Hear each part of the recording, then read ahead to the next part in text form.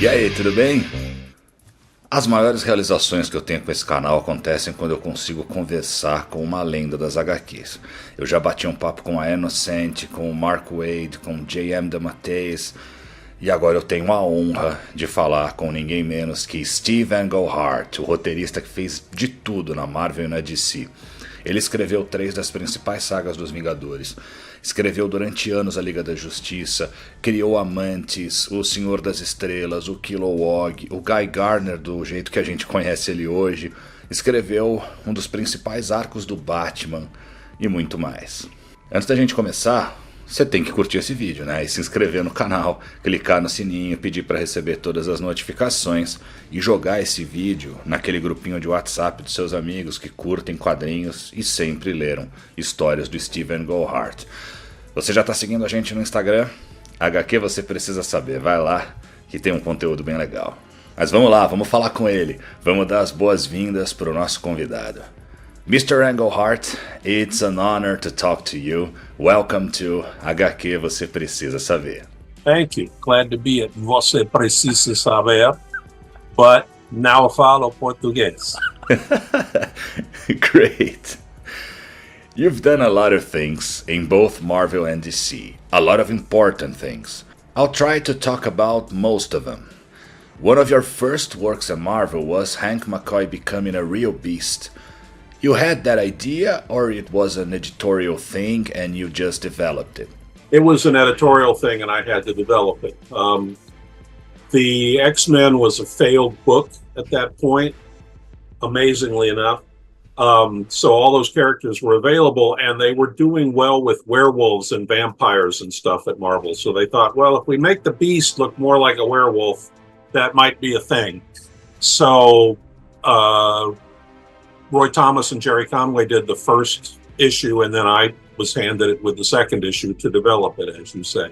You brought not only to the Beast stories, but to the Marvel continuity, Patsy Walker, a character from the past used in stories for girls. Later, by your hands, she would become Hellcat. Did you have a particular reason to bring the character to the main continuity and giving her new life? Well, when you're given a book at Marvel, or anywhere, I assume, you get all of their supporting characters as well. But the Beast in this situation was like a new person. He didn't have supporting characters. I did use the other X-Men from time to time, but I needed something to like broaden the world. And Patsy Walker had shown up at Reed and Sue's wedding several years earlier. I don't know whether that was Jack Kirby or Stan Lee who put her in there, but she had put her foot into the Marvel Universe. And so I thought it was, you know, she was available. And that's actually the bottom line, that she was available. She didn't belong to anybody else. So I was able to use her and sort of start building my group of characters. And then when the Beast got canceled, time went by, I was revamping the Avengers. The X-Men was still a failed book, so he was still available, and so was she. So, you know, I always liked him, and I liked her, and put him in the Avengers. It was a great choice. Another thing you've done, you turned Valkyrie into another character. She had appeared once as an enchantress disguise, but you gave her a new origin and made her one of the main members of the Defenders. You needed a girl to the group and she appeared to be a good choice, or there was another reason to bring her to the team? I really liked the Defenders as they were. Doctor Strange, Hulk, Submariner, the occasional Silver Surfer. I mean, I really liked that grouping. But again, it's like, you can't just do the same characters over and over again. I needed something, and so a woman, because there were no women in the thing, a tough woman because she had to be in order to hang out with those guys. Just an attempt to expand the storytelling possibilities, right? What do you think of her MCU version? Yeah, I like pretty much everything the MCU does. I mean, I've been critical because Mantis, the Mantis that they put on there, I like that Mantis. I mean, I like Palm Clementieff as that Mantis. I like those movies, but it wasn't the real Mantis, and I've said so. So I'm not a zombie about it, but in general, I like what they were doing. Maybe the last couple haven't really been up to snuff, but hopefully they'll get it back on track. I totally understand that because I like the MCU Mantis too, but she's not the character you created. Your Mantis is very sexual. I always saw her this way, and MCU Mantis is a goofy. Yeah. You simply wrote some of the greatest Avengers sagas: Avengers Defenders War, Celestial Madonna, and Serpent Crown. Just that. In Celestial Madonna particularly, we have a peculiar ending. Vision marries Wanda, and Mantis marries a Kotati. Is that the way you say? Yeah, Kotati, yeah. She marries a Kotati in the shape of the swordsman who had died some issues earlier. She marries a tree guy. It really seems, how can I say it, a lysergic decision. At the time, you and other legends like Jim Starlin were already making those experiments with LSD to create, right? Yeah, well, I mean, it was an attempt. I wouldn't dispute the lysergic part of it, but it was an attempt to. I mean, as the Celestial Madonna, theoretically, she had some destiny beyond being an Avenger, and I thought that marrying another species, merging with another species, would be the way to go. Later, much later, toward the end of my time at Marvel, I did Celestial Quest, Avengers Celestial Quest, in which her son, who was apparently part tree and part human, married a reptile, or at least I don't know if he married her, or at least was hanging out with her. So that was sort of what that was supposed to be about, that bringing different species together. Got it. You and other creators made an unofficial crossover between Marvel and DC in the early 70s, right? How did you orchestrate that? When people started to realize any boss got mad at you because of that? No, we didn't. Nobody got mad at us, at least as far as Marvel went. I don't know if DC did, but we had all gone, everybody in that story, Jerry Conway, Len Wein, Len's wife, Glynis, and myself had gone to a Halloween festival in Rutland, Vermont, which is way up north in the United States. So it's nice in October for being cool, and the leaves are off the trees and all that. It seemed very Halloween-like, and it was a fun festival. We weren't the only ones there. I mean, there were plenty of people there, and somehow over the course of that weekend, I'm sure it was my idea, because it's the kind of thing that I do, and it wouldn't necessarily be Jerry or Len's approach. I said, we're all up here together. We're all writing books. Why can't we just put them together? And I give Len credit, because Jerry was doing Thor, I was doing the Beast, but Len was doing the Justice League. And for Len to agree to do that was a thing. So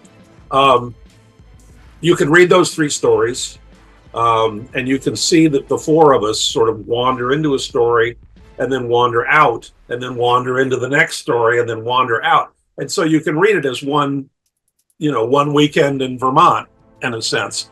And I look back on it now and I go, yeah, it was probably me, because that's the stuff. I like to do things like that, right? I like to have fun with the stories. I want the stories to be good stories about characters that you like and all that. But hopefully we'll all be having fun and enjoying the process. So the fact that I was the youngest guy, the newest guy, might not have been the youngest, but I was the newest. I'd only been writing the Beast for like 6 months or whatever. That was my entire Marvel career at that point. To say, hey, let's do this, I think says a lot about what happened afterwards, Great. Let's talk a little more about Mantis, because Mantis is in a lot of stuff you have done. You love this character, right? Yeah. Well, she was she's the one that's my touchstone in terms of writing, learning how to write. I mean, writing is easy for me, as it turns out. I enjoy the process, all that good stuff. But I introduced her. It was another thing of bringing in a woman to break up the status quo, and she was going to be this femme fatale who was going to disrupt. She was going to try to seduce Thor and try to seduce Iron Man and try to, that was what my idea was when I put her in there. But right after she first appeared, I was told that there weren't going to be any annuals that summer, which I had really enjoyed as a reader. I thought, well, there ought to be something special for the summer. And so I had this idea I was writing the Avengers and the Defenders. Maybe I could do a thing where the two of them get together. And again, the editorial process at Marvel in those days it had two components. One, you have to meet your deadlines. And two, the book has to sell. And if that's the case, then you can do anything you want to do. I mean, there was no other restriction. And so, I went to Roy Thomas, the editor, and I said, I want to do this thing. And he said, if you screw up even one of those deadlines, everything will just topple like dominoes. And I said, I won't do that. And he said, okay. So I did that. And then it was each individual Avenger versus each individual Defender. And that meant that Mantis had to do something other than seduce people, right? She had to be a good teammate. And once she started down that road, then she didn't really fit the femme fatale thing. And it was eye-opening to me that I'm like, I have this idea, I'm going to do this idea. And then all of a sudden, I couldn't do that idea. So I had to go in a different direction. And that led to, the reason it took a year and a half to finally get to marrying a tree was I would say, okay. And this is true with all my characters. This is what I learned. It's like every month they're in certain positions. They're, and that's where they're coming from. It's not like I have some overarching idea that's going to make them go do something that doesn't make sense in the context of the story. So it's the context of the story and just where the character is at, psychologically, whatever, that they do what they do month by month. And so what I found with her was we'd get a revelation about her, but then it would add more mysteries. So then there'd be another revelation, but then there'd be more mysteries. And that was fun to do. And also, she's the one I look at where I say, she taught me how to write characters over time, right? So she married the tree, end of that era, start over with the Beast and Patsy Walker and, whatever. And then in the Silver Surfer, I brought her back. And then right at the end of my career, I brought her back in the West Coast Avengers and the Fantastic Four, Surfista Prateado. Yeah? It just came out here. Most of those stories were never published in Brazil. Really? Okay.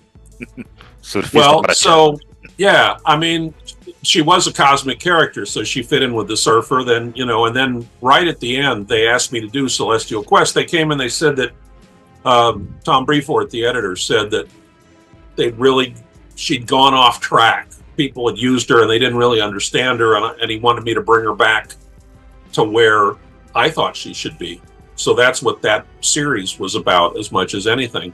I forget now if the artist, I think he was Spanish, not Portuguese, but European comics have sort of a different vibe from American comics.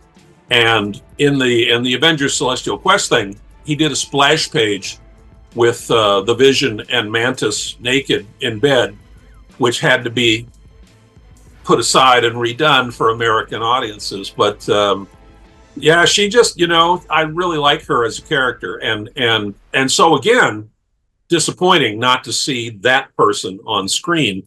But I asked James Gunn about it after the premiere of the second movie in which she first appeared. And I asked him and he said, well, I needed a character who was like the one that's in the movie.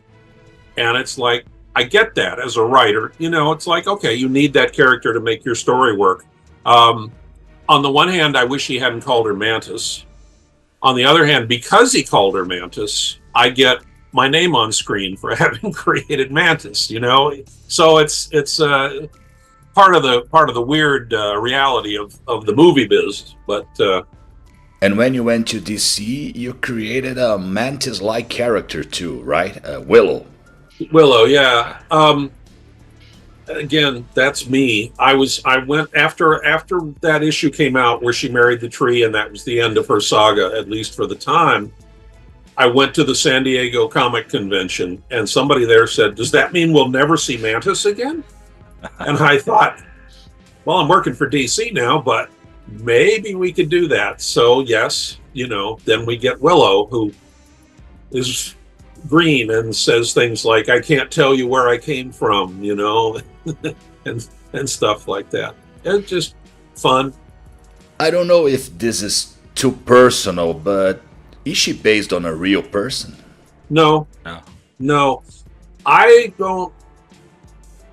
A number of years ago, a guy who was about to take over writing Batman said, "What actor do you see playing Batman?" And I go, "I don't see an actor playing Batman. I just see Batman, I mean, that's the characters all exist as themselves in my brain, and I'm not really basing anybody. I mean, if I said I'd never done it, I'm not even sure that's true, because I might have done it, but I don't really think about it in those terms. No, she was just herself. I heard a rumor many years ago, I don't remember where I read it, that she was based on a Brazilian singer called Baby Consuelo. I don't know where people take those things from. Well, the only one I know is Ellis, and she wasn't based on her. So, no, I can tell you absolutely that's not true. Is it true you wrote a letter as if you were a reader praising a story you wrote yourself? I'm talking about the Size-Nag story. Could you tell us that story? So I said there was no editorial oversight other than, do your books sell and are you getting your deadlines? But we did this story about this guy who's traveling backward in time, and he gets to the start of time and he has all the power. And I said, "Oh, that must be God." And so I don't think we said this is God, but we certainly indicated it. And then I heard that Stan, who was the old school version of everything, wasn't too sure about referencing God in comic books. And nobody told me not to do it, or we're going to change it down the line or any of that kind of stuff. But I heard that, and it was right around Christmas time, and I was just about to fly from California, where I live, to the Midwest, where my family is from, and I was going to go through Dallas, Texas, to get there. So I thought, in order to foil the highly technical information squad that Stan has, that's a joke. I wrote this letter pretending to be a minister in Dallas so that I could mail it from Dallas so it would, look legit. And it said, as a minister, I really thought this was a great story, right? I mean, that's basically the thing. And when the holidays were over and I came back to, in contact with people in January, I heard, "Oh, Stan got this letter," and he was, it's like, it's all good now, So it was a secret for a long time. And then, Stan and I, it got out, people, talked about it. And Stan and I talked about it later, and he was cool with it. I mean, it was a long time later, and it wasn't bothering him anymore. But it is funny that it did get out, and now it's another one of these things where I have to go, yeah, well, I did that, Again, I wasn't, I just wanted them to let us do what we wanted to do, right? Me and Frank Runner were rolling on Doctor Strange, and we didn't want people to start telling us we couldn't do this or we couldn't do that. Again, there'd been no indication that would happen, but I thought I would just make sure that it didn't. You co-created Shang Chi. How do you pronounce his name? I call it Shang Chi because Shang-Chi. I'm not Chinese, but apparently in Chinese it's Shang Chi. Shang Chi, yeah, I believe so. You co-created him with Jim Starlin. Are you pals, friends? Yeah. When I came to New York, you had to come to New York in the 70s because there was no internet, there was no FedEx. Yeah. Hopefully, yeah. So you had to physically be there to hand things to people and have them handed back to you, which was, on the one hand, I wasn't a big fan of New York per se, but I was getting into comics, which is what I wanted to do. And the cool thing was that since everybody had to be there, everybody was there. So anybody in comics was in the area, and you'd go to parties and there'd be Wally Wood and Bill Everett and people, or you'd go to parties and Gil Kane would be hanging out, or us new guys. When I came, it was right around the time that Starlin came, that Frank Brunner came, that Al Milgrom came, that Alan Weiss, who's not really remembered now, but so us young guys hung out together in New York, and we'd go do whatever we did in New York. So yeah, Jim and I were old-time friends by the time this came up. Do you want to hear about creating the character or no? Please. Yes. Oh, well, there was a TV show, Kung Fu. Got it. And they were broadcasting 3 episodes 1 month apart, because in those days, Kung Fu was very exotic. Nobody, paid much attention to it. And there was a party at my house, actually, and it got to be dinner time, and we were all going to go somewhere for dinner. And this one artist, Steve Harper, also not really remembered just now, but I mean, he was part of the group at the time, said, well, I'm not going to go to dinner. I'm going to stay here because I want to watch this TV show. And we thought, well, what could it be that he would, be that interested in that TV show? So we stayed and watched it. And Starlin and I both really liked the ambiance and the character. I had been writing Doctor Strange, which was Western mystical stuff, and the idea of doing Eastern philosophy interested me. Jim, I know, liked the martial arts, and I, probably the philosophy as well. So we said, let's do our own version. I mean, it's not a secret. We just wanted to do our own version of that concept. And we went to Roy at Marvel, and Roy had no interest in it at all. It's just people fighting. What good is it? But we really wanted to do it. And so he had 2 conditions, which, were unfortunate, but that was the price of admission to that one. He wanted a big time villain, and Roy, who really likes, pulp 40s stuff, said it should be Fu Manchu. I will jump in and get myself in trouble and just say, I understand that Fu Manchu is a racist stereotype. I also think he's a great supervillain. And from my standpoint, writing comics, I didn't want a racist stereotype, but if we had to have Fu Manchu, I did think that, I could do interesting things with him. And the other was on the TV show, it was originally going to be Bruce Lee, but America being America in the 70s and now said, well, no, he's got to have some white connection in there. So they switched it to a white guy, David Carradine, and it was the same thing with Shang Chi. We because of that, we said we want our guy to be completely Chinese, and Roy said no, got to have a white guy. America's, I'm sure America's not a mystery to people.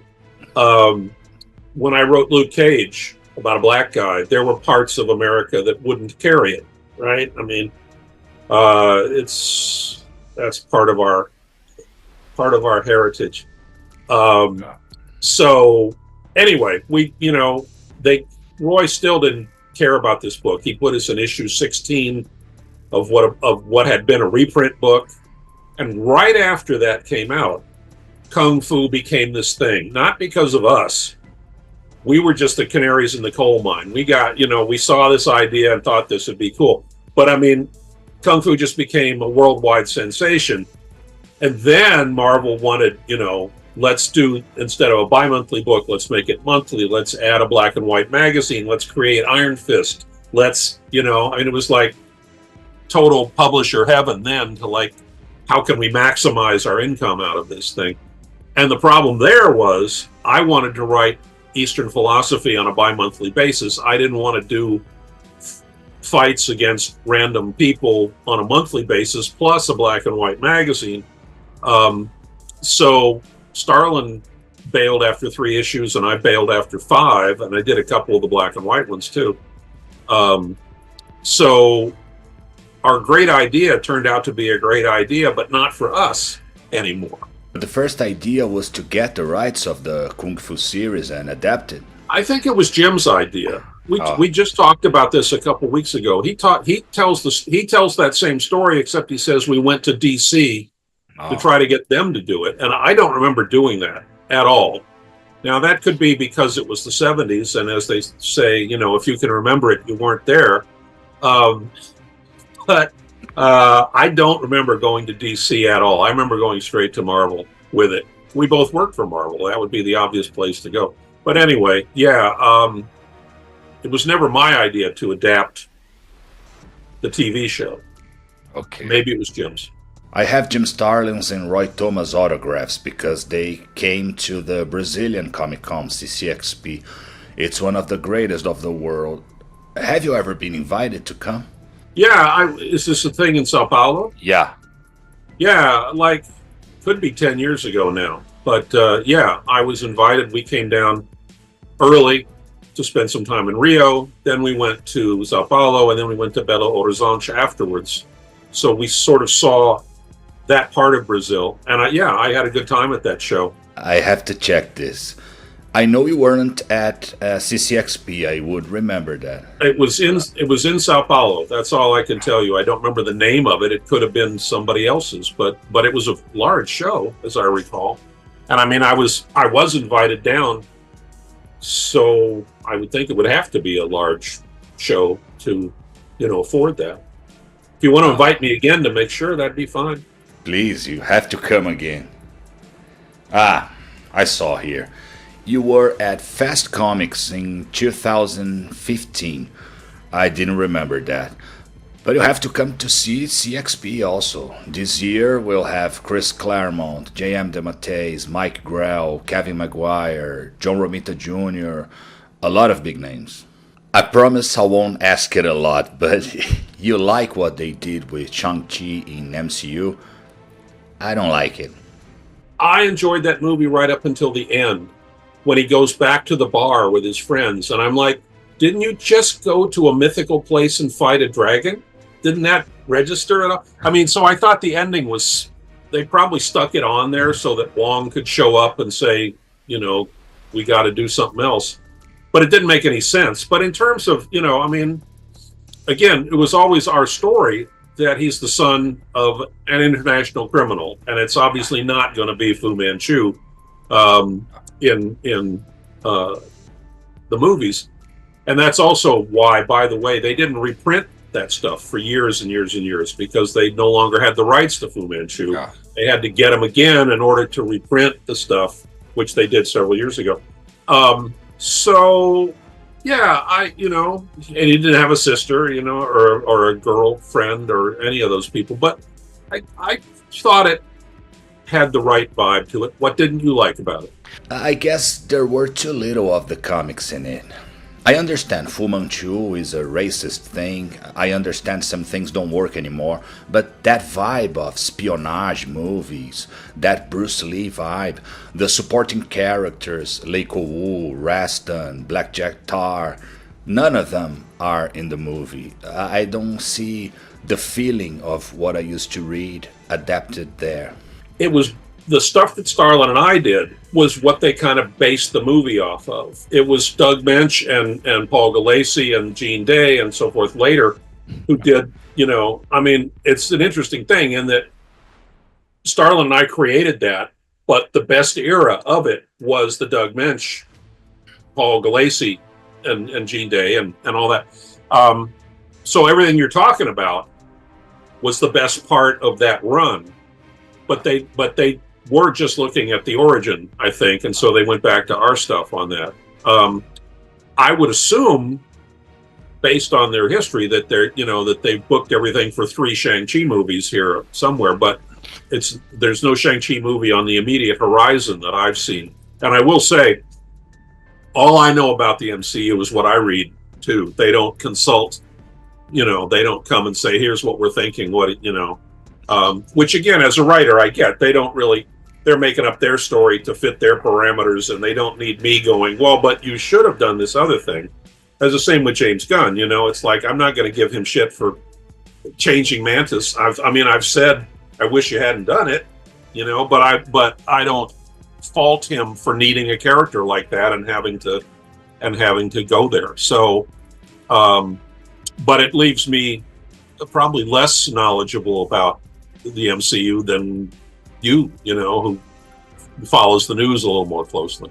I know they will adapt things. I'm not that nerdy guy who won't accept a change, but I believe they should adapt something from that period. If they do a second movie, I would assume it would come from the Doug Mensch era. Oh, I hope so. Yeah. And Doug Mensch had more time to develop the character than you. That's why he did more for the character. Yeah. Let's talk about this. Capitão América e Facao o Imperio Secreto. Great. Yeah. Secret Empire. In this story, Captain America discovers Nixon was the villain, right? It's not said the villain is Nixon, but it's implicit. It was hard to get an approval to tell that story, or people were so mad at him at the time that there were no editorial interference. No, it still was like no editorial interference. If the book was selling, which, Captain America was the #1 book at that point, and so they trusted me to do whatever I thought readership would go for. And people did hate Nixon, but the thing was, nowadays there's a lot of comparison to Trump and so forth. But in those days, there were serious people in both parties who took this seriously, and there were hearings about it. And the interesting thing in retrospect, with perspective, is when asked questions, people under oath in those days would answer them. What everybody learned from that was to say, I don't remember, or whatever. People learned how to avoid answering truthful questions out of that. But at the time, that's what, so the hearings were like uncovering malfeasance every day, and it was all broadcast on the 3 television networks that we had at the time. And so a lot of people in America just watched those hearings all day long, right? They rebroadcast them at night in case you had to work during the day, right? But everybody was riveted on this because the idea that a president could be a crook was big stuff in the 70s. And so it just felt, Captain America was supposed to exist in the real world. He was supposed to live in the real New York City. That was part of the Marvel thing. And so it made no sense to me that a guy who was Captain America would not react to this, because this was what America was into for months on end. So I did a comic book version of the Nixon corruption story, and it led to the end, and it was my decision. Nobody stopped me or told me what to do. My decision not to show you who it was, right? Because Nixon was still president at the time. If Nixon had blown his brains out visibly, he was still president. It was clear by that time that he was not going to be president much longer. But it also wouldn't have made any sense if I killed him in the comic book and he was still the president at the time. So everything in there was my decision and my, what I thought was the right way to go about it. And Marvel had nothing, there might have been a problem with God, but there was no problem with the president. If you did it nowadays with Trump, and here in Brazil we have the same problem, you would divide your audience probably.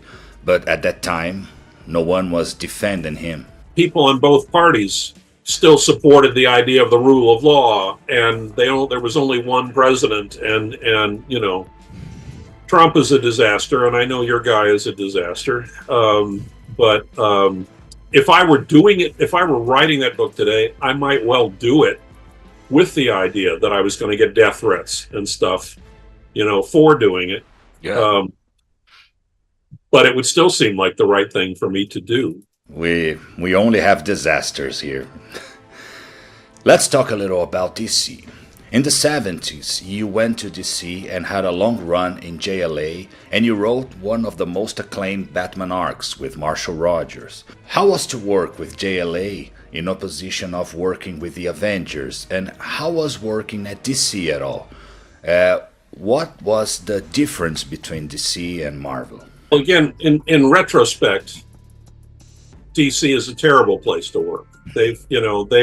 They've ripped me off a number of times. We're doing a thing right now where they claim that Joe Staton and I didn't create Guy Gardner because we named him after a guy who already existed. And we say it's a completely new character. It's just for the sake of the story, we said it was this guy over here.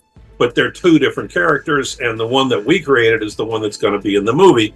And DC's like, no, we don't think we owe you anything for that. So we're trying to get that changed right now. And again, you may know that they ripped me off on the Batman stuff too.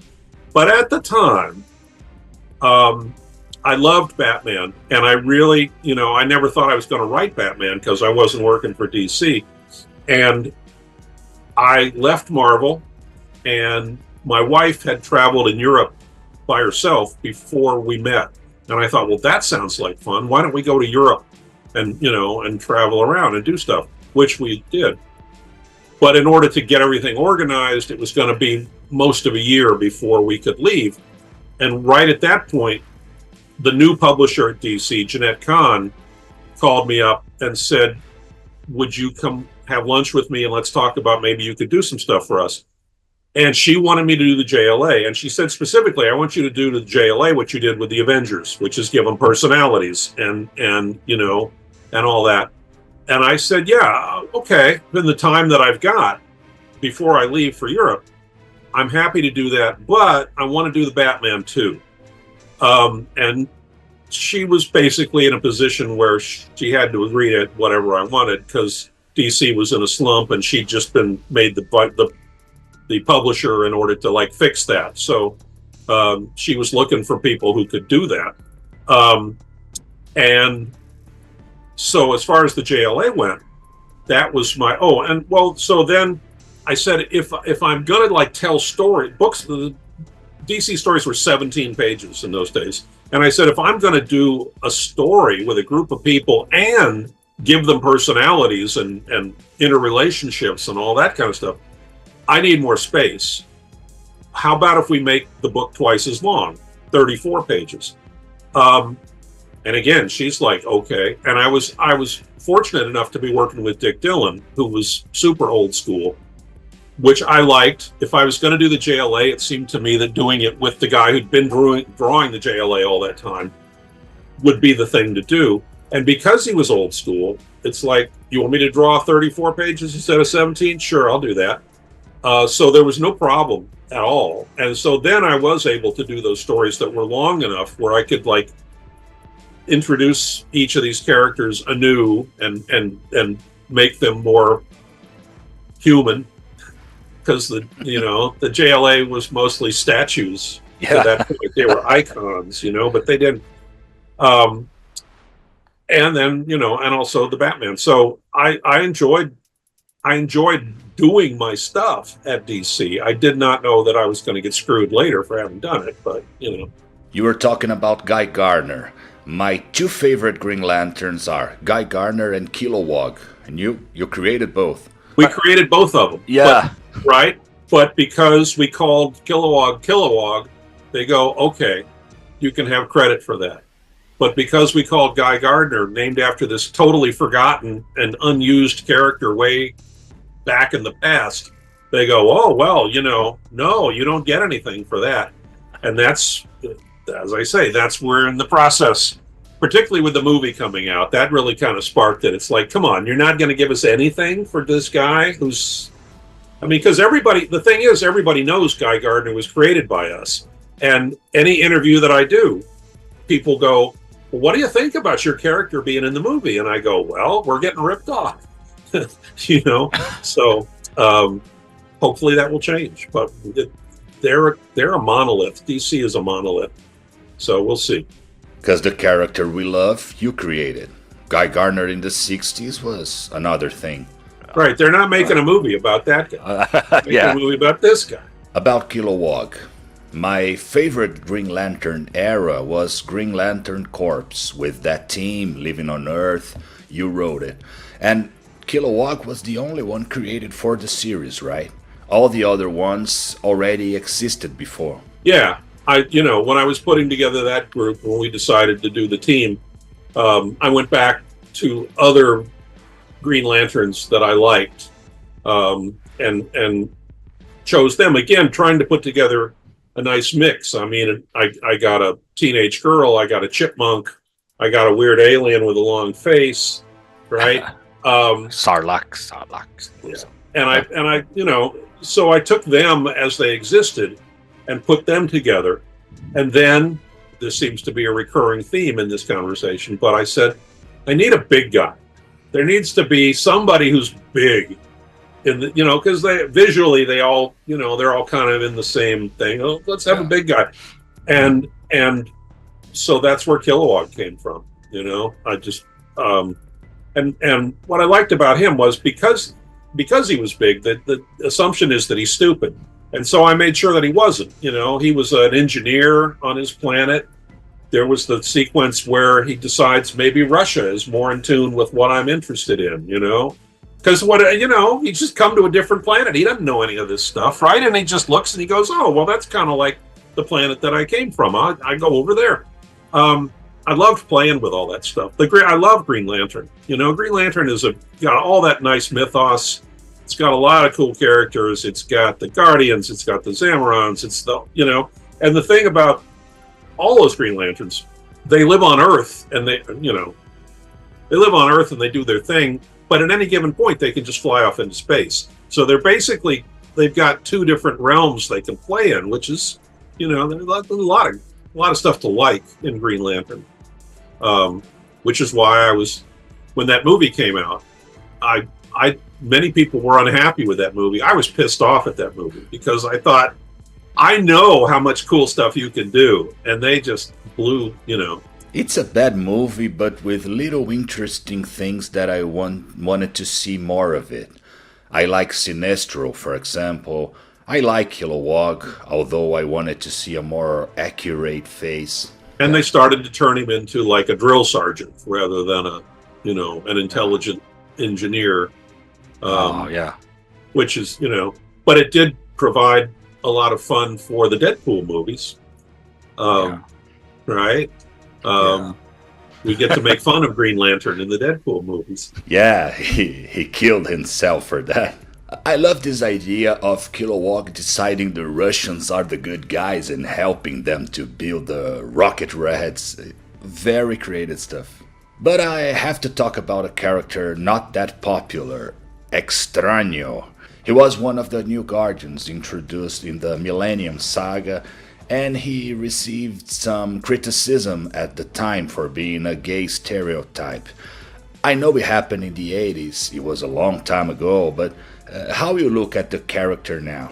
Well, I wanted a guy, a lot of the things that you do in writing about heroes is people who are normal people who become heroes. And so I wanted a guy who, I honestly, I chose the stereotype because it was kind of like, people are going to go, oh, this is, we don't think much of this character. And then for him to become one of the new Guardians was the arc that I was on. when that book came out, I went to the San Diego show, and they always have a gays and comics panel. And so I was up there, and my agent, who was a lesbian, said, "I'll come and protect you." And I'm like, well, I don't know that I need to be protected. And my argument was, it's one guy. I can't represent the entire spectrum of homosexuality with one guy.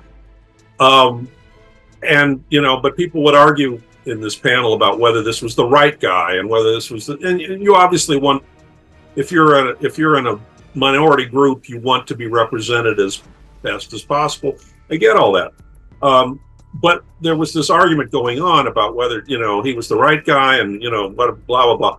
And then finally, a guy in the audience stood up and he said, well, Gregorio was just like my lover who just died of AIDS. And that kind of that shut down the conversation in the group. But it also, it's like, yeah, there are people like that, right? Yeah. That's not, you want more heroic people if you're gay, maybe, but to say that that those people don't exist. And again, it was designed. I knew it mostly. I'm straight, right? And I knew it mostly from the straight side that people would be uncomfortable with this character. And I found out afterwards that a lot of gay people were uncomfortable with this character. But that was kind of the point. Maybe not the best idea I ever had, but it was, that was the point. My channel is about old material. That's why we're talking about this old stuff. But please tell me, in what you have been working lately? I'm writing stuff that interests me without worrying about selling it. I'm actually at the moment, I've written the first 3 chapters of a superhero thing set in the future. I don't want to hand out too many details at this point, but so I'm in conversation with a well-known artist about drawing it, and if we get together, then we'll find somebody to publish it and so forth. But I'm not concerned with whether it sells or not. When the pandemic hit, I had a lot of time, like everybody else, to do stuff in the house. And I had wanted to write a story for a long time. It was called Secret Identities, and it's basically about a small town where there's like 20 people, all of whom have stories, all of whom we follow. So we're kind of watching, it's a soap opera in that sense. I mean, it's like we're watching all these people, except there's crime stories, there's corruption stories, there's love stories, there's, different stories, but you get used to watching these 20 people in their daily lives as things are happening. And then 2 of them become superheroes, but I don't tell you which 2. And so you've got all these people, and 2 of them are not showing you their entire life spectrum at this point. And so you get to guess who is, which ones are the heroes. Halfway through, I reveal that so that then you can see it through their eyes. But anyway, it was like to write 20 ongoing stories and not have them all end at the same place, or get redundant, was a real challenge for a writer, which was, what else have I got to do? I'm sitting in a pandemic. So I thought this is the time I can really do that. In order to make it work, which I did eventually. So I got to where I wanted to go. But it turned out that it was 7 60-page graphic albums to cover a week in this town with all these people in it. And it was only then that I said, George Perez is dead. Nobody's going to draw 420 pages with 20 characters involved, right? So it sort of remains this script that I wrote, which I'm, again, I really like it. I think, I did everything I wanted to do, and I'm really happy with the whole thing. But I don't know that it will ever appear. But that's okay, right? Because I'm no longer dependent on selling stuff in order to live, The nice thing about all these movies is that there are some residuals when they use characters, and as I say, I get I get a little money for having done Mantis, even though it's not my Mantis. I get, totally unexpected, but solves any problems I might have at this point. It's great to know that. So those royalties you receive from movies and comics are enough to a person to live decently. Yeah, they, again, Disney, Marvel, when they put out the second Avengers movie and Jack Kirby wasn't mentioned in the credits, they got a lot of flack for that, and they are smart enough to go, well, let's just do contracts with everybody who created stuff that we're going to use in the movies, and so they can get some royalties out of that stuff, and screen credit, right? Which is exactly what we want for Guy Gardner to come back to that point. But that's the other side of town, and they're not like that. They don't, But so I don't mean to say that I'm now a millionaire or anything, but it's like, oh, well, this stuff that I wrote 50 years ago is still paying off. And in fact, it's a lot of that stuff stays in print, and there's royalties for that too. So, it turns out that becoming a comic book writer was a stroke of financial genius. Not that I knew that at the time, but but again, I would like to sell this other story, but it's not like I got to sell it tomorrow in order to pay the rent or anything, I believe a lot of Brazilian artists would love to draw your story. We have some good guys here. Well, I had a guy, I won't mention his name, but there was a Brazilian guy who offered to do it, but he couldn't meet deadlines. And again, no names, but Okay. He was the guy I thought might do it, but he couldn't do it on a timely basis. Any other Brazilians who are interested, feel free to contact me. Okay, they watched this video, I hope. You mentioned Jack Kirby, and I wanted to ask you that. Because today, some content creators say in their videos that Stan Lee stole ideas from Jack Kirby and Steve Ditko, that Stan Lee basically did nothing. To me, it's very hard to believe in something like that, because we have Stan Lee material without Kirby and without Ditko that is very good too. You were there. What do you think about it? The reason Stan Lee is because he made you care about those characters. Again, it's one thing to create the Hulk or to create Thor or, however any of that got done, which I don't know who did what. But you had to like those guys, and you had to want to follow their stories month by month. And Stan was, really good at that. I think Kirby and Ditko were very good. Kirby can't tell a story for beans. I mean, without Joe Simon or without Stan Lee, Kirby couldn't have become what he was, because no matter how good an artist he was, he couldn't write people for beans. Ditko might have been able to do it, but the point is, with doing all those books, all of a sudden, when the Marvel explosion really happened, Stan did develop the system where he'd say, okay, I think this month I'd like the Fantastic Four to fight some new monster or whatever, and it would be up to Jack to figure out what the monster was, right? And so I believe it's entirely true that a lot of the concepts that we really like came from Jack Kirby or Steve Ditko. But I think it's also true that the reason we like them is because of Stan Lee. And so if you took either one of those guys out of that situation, you would not come anywhere close to what they had together. But, Kirby eventually got tired of coming up with ideas and resented the fact, Stan was a much more visible figure. He was the publisher. He made himself the face of Marvel and so forth. And so Kirby got tired of not being an equal, in a sense. So that's when he decided he'd go to DC and he would write his own books and he would do all that stuff. But the problem was that the Fourth World, you didn't like those characters as much. You didn't, I still don't know who the Forever People are. They just That's our fourth book. Okay, cool. Who are they? Well, they get together and they, it's like, no. A lot of the ideas came from Kirby, but Stan took it and turned it into the product that we all liked, right? So the idea that Stan did nothing is silly. I mean, that doesn't fly at all. But neither did he invent the Silver Surfer. Kirby invented the Silver Surfer. So yeah. I like a lot Fourth World.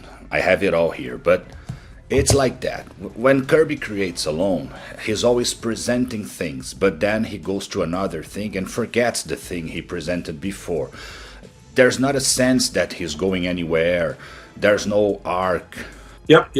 Well, we talked a long time ago now about Mantis, right? How she just sort of developed her story over time. That's what people want to see. I mean, you can have the coolest explosion in the world, but if you don't care about the person who might have been killed in the explosion, you don't come back next month to see what happened, right? I mean, art can only take you so far. It's the storytelling that does take you places. And I totally agree with you that Kirby never, he was always looking, what's the next cool thing I can do? Yeah. And he also just had a terrible ear for dialogue. I don't know, by the time it gets translated into Portuguese, I don't know if it sounds better.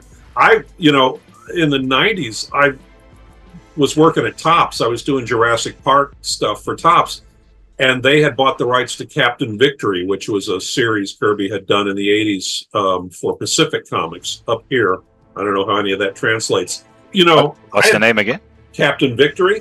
He's a guy with blonde hair, and they were on a spaceship. It was kind of a Star Trek kind of thing. Literally, it would be Capitão Vitória, but sometimes they change the name of the character here. Yeah.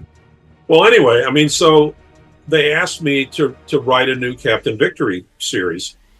And I went and I read back through all the issues, and I said, there's a lot of cool stuff here, but it's just unintelligible. It just doesn't go anywhere. So I went back to them and I said, what would be cool? And I still think this is true. It would be cool to publish Kirby in English, which, right? Because his English is not really usable in terms of storytelling.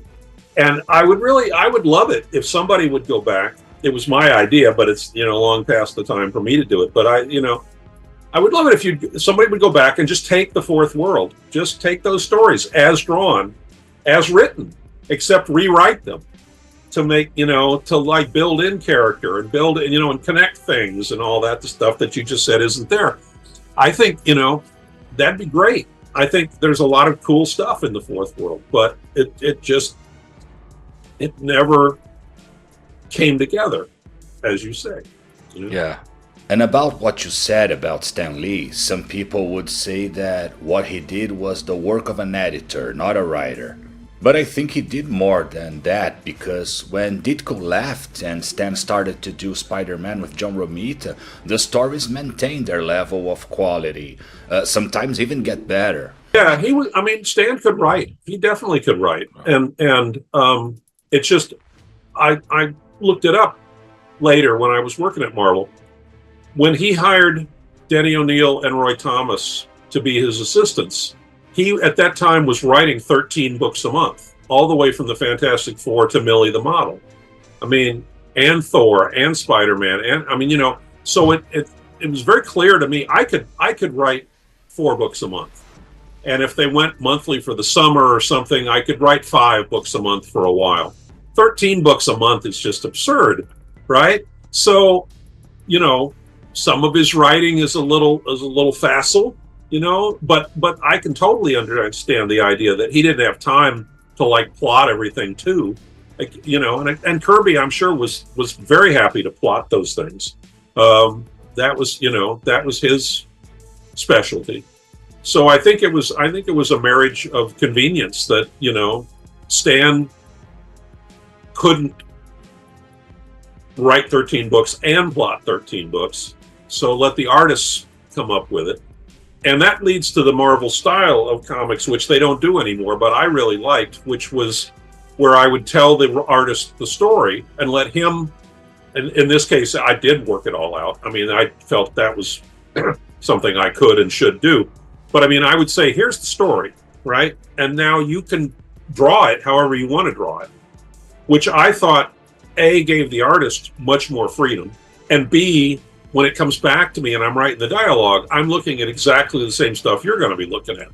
So the problem with scripts in advance is that you sort of assume what the art's going to look like and you write dialogue to fit that. But if the guy doesn't draw what you thought he was going to draw, then it doesn't hold together. I really like that. They don't do that anymore because now everything has got to go through multi-levels of editors and content people and merchandising vice presidents and stuff, right? So they need to have a script so they know everybody knows exactly what's going on. And I have talked to people, Marshall Rogers for one, much preferred working off a script than being asked to tell it himself.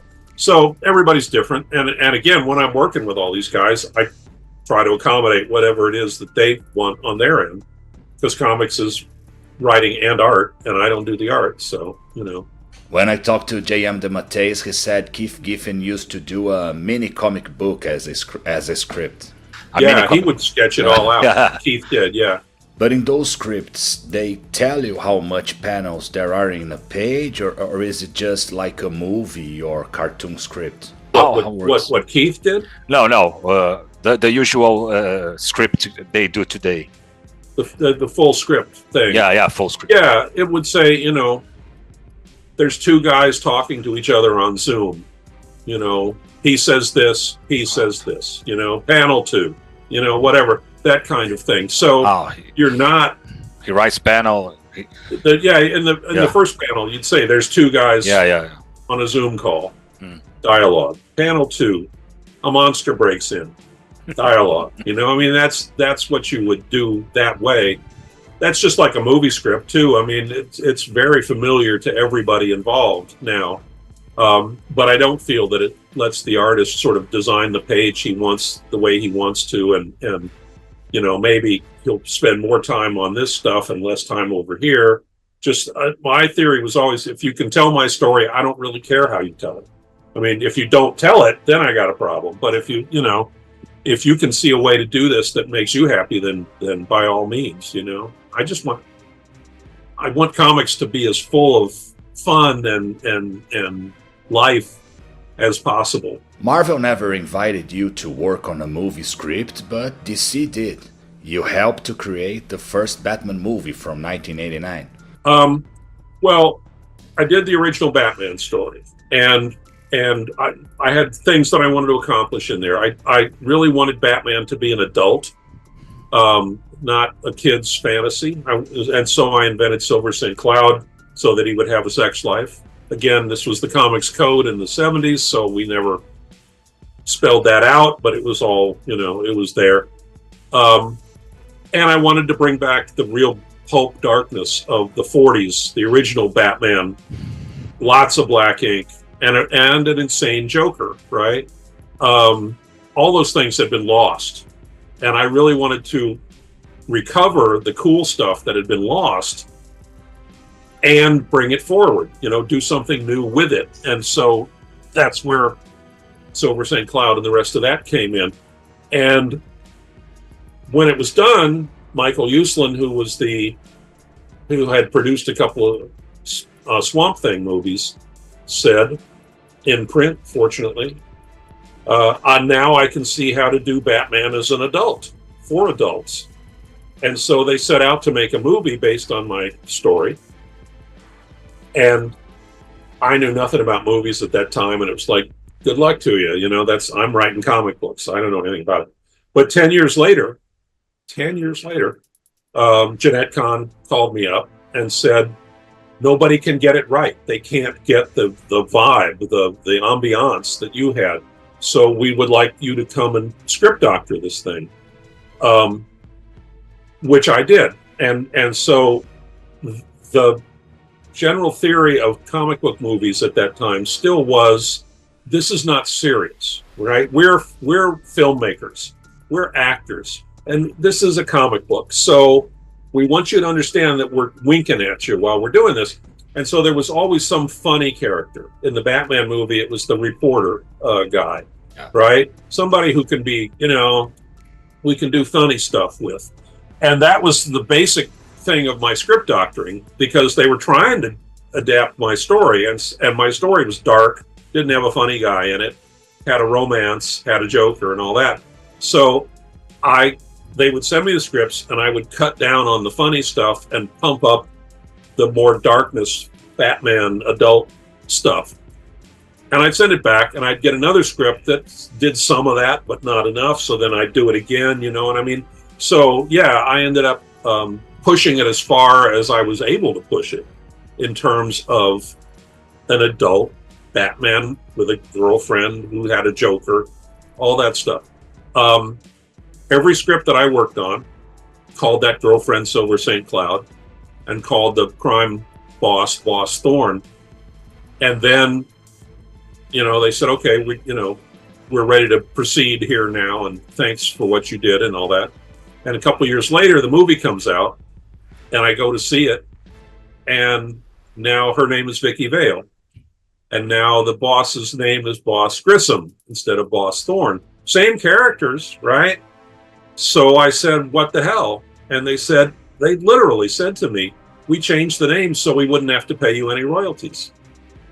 Right? I mean, that's DC. That's DC. And that's when I learned, because I'd already done Guy Gardner several years before the movie came out, right? But that's when I learned that DC is not to be trusted, and they don't operate in good faith. We know the stories from the past, what they did with Siegel and Shuster. They keep doing it today, so they're Bill doing Finger. this. Bill Finger. Bill right? Finger, right? Okay. Right? I mean, that's them. And so I'm not going to bang this anymore. But I mean, as far as Guy Gardner goes, anybody would look at this and go, yeah, of course they created that character, and we will give them the royalties and the screen credit. But it's completely unknown to me what DC is going to end up doing about this. Whether the movie's going to push them to the point where they need to do it, or whether they'll just blow us off again, And what do you think of what they did with Guy Gardner in Justice League from Giffen and DeMatteis? They did worse there. He was a jerk, then he became a total moron. I love Justice League International. Do you like what they did there? Yeah, I do. That he's a good character. I mean, and if you get good people doing good characters, you're going to get good stuff. So yeah. Last one. You wrote West Coast Avengers, the monthly series. This material was never published in Brazil. I'm ashamed to tell you that. I don't know why. Maybe they guessed all Milgrom art was not that interesting. I don't know. They don't publish it now either. They never did. Well, I did a show in Spain, again, 10 years ago, whenever it was. Done a couple shows in Spain, but I was told that over there had been several years with no Marvel comics while, I think it was Planeta, but whoever it was, doing whatever they were doing.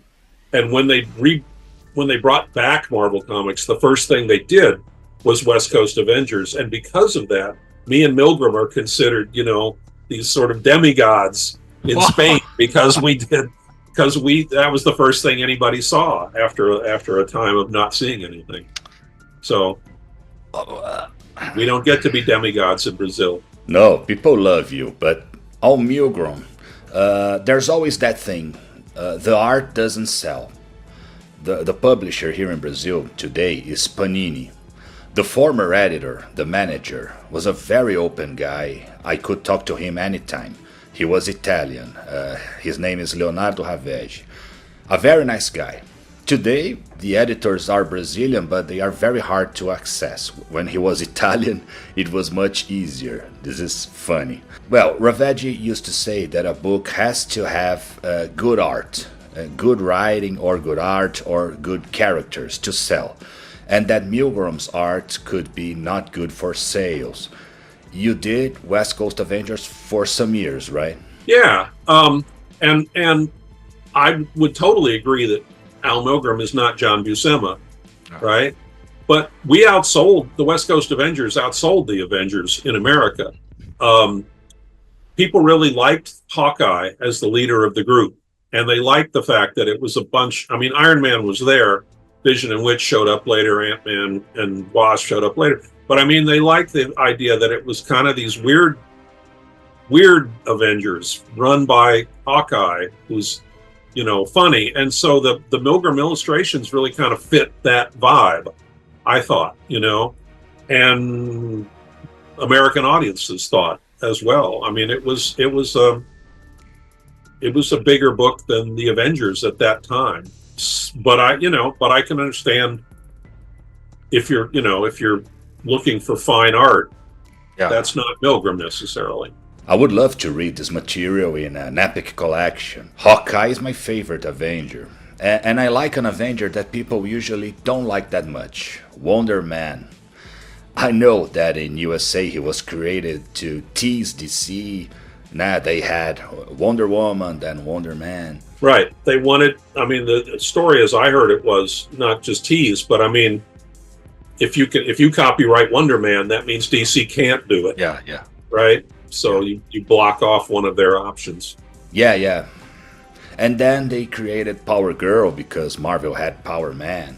And here in Brazil, Wonder Man translated to Portuguese is Homem Maravilha. It sounds a little effeminate. So here he's called Magnum. And I like him because he has to do with a lot of other characters. He has to do with Vision, with Scarlet Witch, with Green Reaper, with Beast, etc. And you wrote that arc in which his brother, the Green Reaper, was trying to kill him. He was a crazy guy.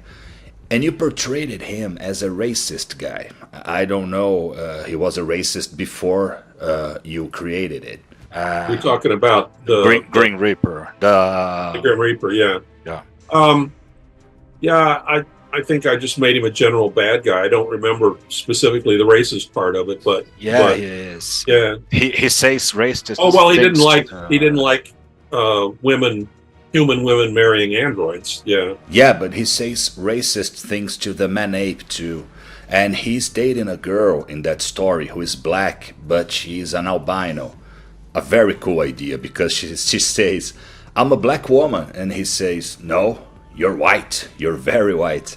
But now they're trying to do a series in MCU for Wonder Man, and he would be a black man.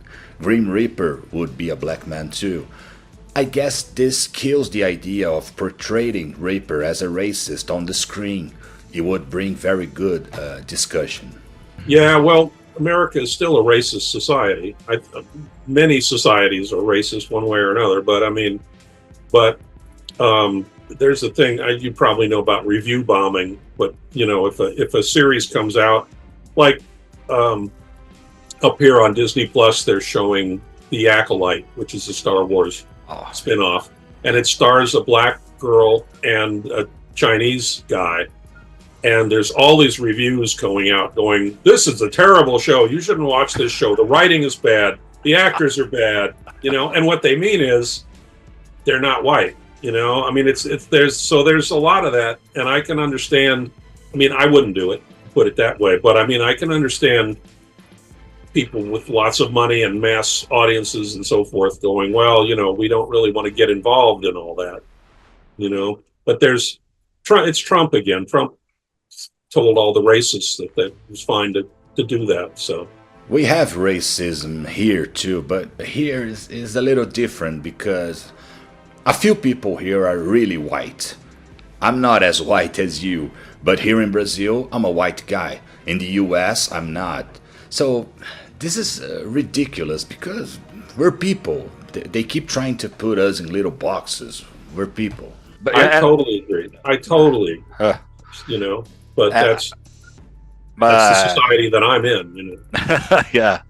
The Acolyte I try to watch, I have no problem at all with the girl or the Asian actor. Quite the contrary, we need diversity and representation, but I heard they would portray the Jedi as bad people, and that turned me off a little. Yeah, I've only watched the first 3 episodes, and in the 3rd episode, the Jedi are bad people, and I'm like, Okay, that's interesting. I don't know what they're doing with that.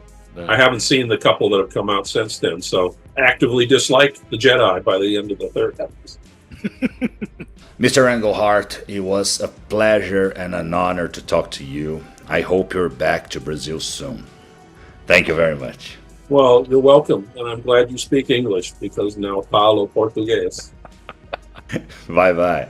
Pessoal, quer ter mais destaque aqui como fã do canal? Entra no nosso clube de membros. É só clicar no botão Torne-se Membro ao lado do botão de inscrição que eu te dou mais detalhes. Essa galera aqui já tem vantagens exclusivas e tá apoiando o canal, então corre lá, vira membro aqui do canal. Por hoje é só, nas próximas semanas, semana que vem tem a saga dos X-Men, preview das edições 25, 26 e 27, o fim da saga Inferno, histórias até agora nunca republicadas e a primeira aparição da Jubileu. Depois tem as Graphic Novels da Abril, uma passada pela série Graphic Novel da Abril dos anos 80 e 90 e os títulos que saíram ali. Liga da Justiça versus Vingadores. Vou contar a história daquela história dos anos 80 que não aconteceu. Tudo que rolou por trás daquele que deveria ser o maior crossover de todos, mas nunca foi finalizado. E em breve, a HQ que eu li e o filme que eu vi, Deadpool e Wolverine. Até lá!